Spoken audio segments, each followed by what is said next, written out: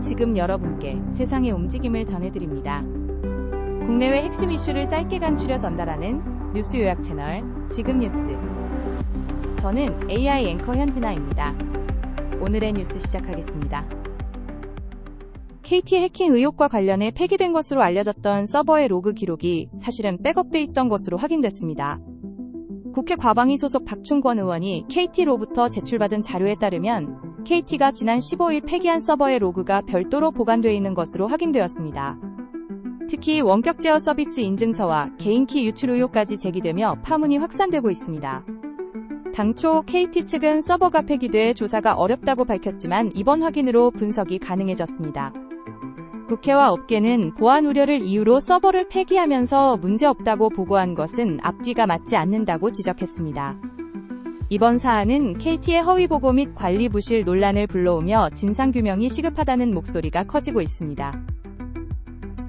아리셀 박순관 대표가 공장 화재 참사와 관련해 중대재해처벌법 위반 혐의로 징역 15년을 선고받았습니다. 당시 화재로 노동자 23명이 목숨을 잃으면서 사회적 충격이 컸습니다. 법원은 대표가 안전관리 의무를 방기하고 위험 작업을 지시한 것이 대규모 인명피해로 이어졌다며 책임을 엄중히 물었습니다. 검찰 수사에 따르면 아리셀은 기본적인 소방 안전 설비조차 갖추지 않은 상태에서 공장을 운영했습니다. 피해자 유가족들은 법정에서 엄정한 처벌을 촉구하며 오열했습니다. 이번 판결은 2022년에 중대재해처벌법이 시행된 이후 가장 높은 형량으로 기업 경영진들에게 강력한 경고가 될 것으로 평가됩니다. 통일교 한학자 총재가 구속되며 정교유착 의혹 사건이 정점으로 치닫고 있습니다.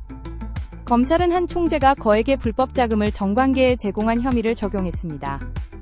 서울중앙지방법원은 증거인멸에 염려가 있다고 영장 발부 사유를 밝혔습니다. 이에 따라 서울구치소에서 대기하고 있던 한 총재는 수용 절차를 밟게 됐습니다. 이번 구속으로 정치권 인사들과의 연루 의혹 수사가 본격화될 전망입니다. 검찰은 추가 관련자 소환과 계좌 추적을 통해 자금 흐름을 집중 조사하고 있습니다. 종교와 정치의 부적절한 연결고리가 다시 드러나며 사회적 파장이 커지고 있습니다. 전문가들은 이번 사건이 제도 개선 논의로 이어질 가능성이 크다고 분석했습니다. 영화사람과 고기의 언론 시사회와 기자간담회가 서울에서 열렸습니다. 배우 박근형은 노인들의 외로움이 깊이 와닿아 출연을 결심했다고 밝혔습니다. 이 영화는 박근형, 장용, 예수정 세 배우가 외로운 노인으로 분해서 벌이는 유쾌한 모험을 그렸습니다. 생계를 어렵게 꾸려가는 세 노인이 고기를 맘껏 먹는 방법은 바로 무전취식입니다. 양종영 감독은 돈이 없지만 고기를 먹고 싶어하는 노인들이 전력 질주하는 장면을 먼저 떠올린 뒤 그런 행동에 이르기 위한 소재를 찾았다고 밝혔습니다. 배우들은 고기를 먹으러 다니는 과정 속에서 노인들의 현실과 정을 느끼는 모습을 표현했습니다. 연기 인생도와 162년의 세 배우가 호흡을 맞춘 이 영화는 다음 달 7일에 정식 개봉합니다. 오늘은 절기상 추분을 맞아 아침 저녁으로 큰 일교차가 이어지고 있습니다. 기상청은 일부 내륙 지역에서 일교차가 15도 안팎까지 벌어질 수 있다고 밝혔습니다. 호흡기 질환이나 면역력 저하에 주의가 필요하며 농작물 관리에도 각별한 관심이 요구됩니다.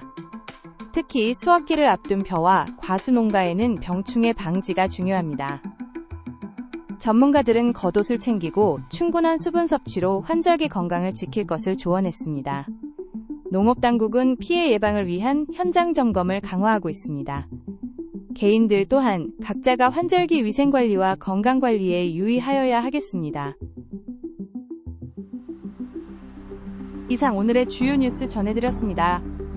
시청해주셔서 감사합니다.